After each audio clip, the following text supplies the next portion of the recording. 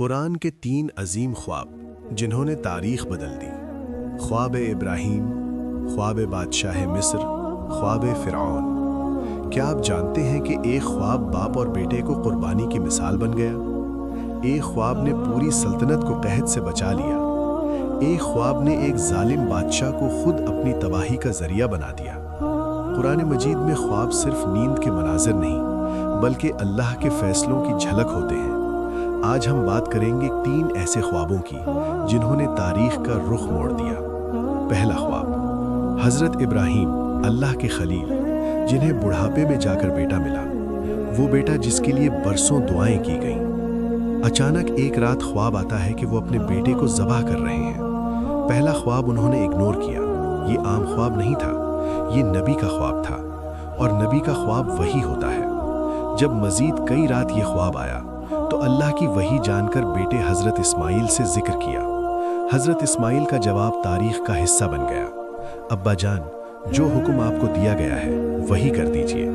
اس جواب میں نہ شکوہ، نہ سوال، نہ خوف۔ اور جب بیٹے کے گلے پر چھری چلنے لگی، اللہ کی ندا آئی: اے ابراہیم، رک جا، بے شک تو نے خواب کو سچ کر دکھایا، یہ تیری کھلی آزمائش تھی۔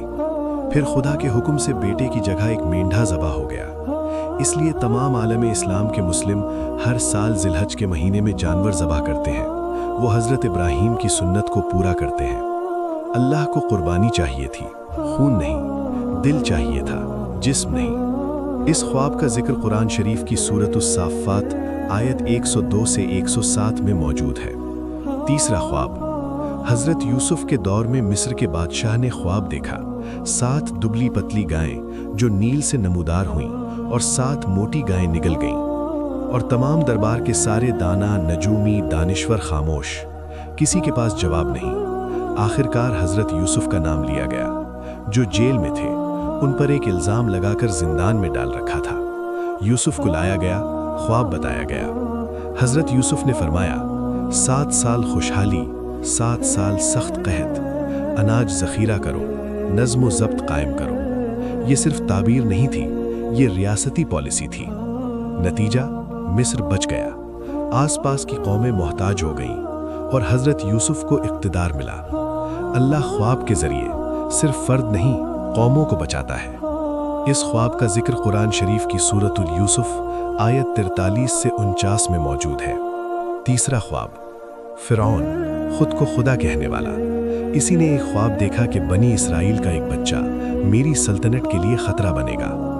وہ ڈر گیا، گھبرا گیا، فیصلہ کیا: بنی اسرائیل کے بیٹوں کو قتل کرو۔ ہزاروں بچے مارے گئے، ماؤں کی گودیں اجاڑ دی گئیں۔ مگر اللہ کا فیصلہ، جس بچے سے ڈرتا تھا وہی اس کے محل میں پل گیا: حضرت موسیٰ۔ فرعون کے گھر میں، فرعون کے خرچ پر، فرعون کی آنکھوں کے سامنے، اور آخرکار لاٹھی اژدہا بنی، سمندر پھٹا، فرعون غرق ہوا۔ تقدیر سے لڑنے والا خود اپنی تباہی کا ذریعہ بن جاتا ہے۔ اس واقعے کا بھی ذکر قرآن میں کئی جگہ آیا ہے: سورۃ القصص، سورۃ الطٰہٰ، سورۃ الاعراف۔ ان 3 خوابوں میں فرق دیکھیں: اسماعیل رضا، یوسف حکمت، فرعون تکبر۔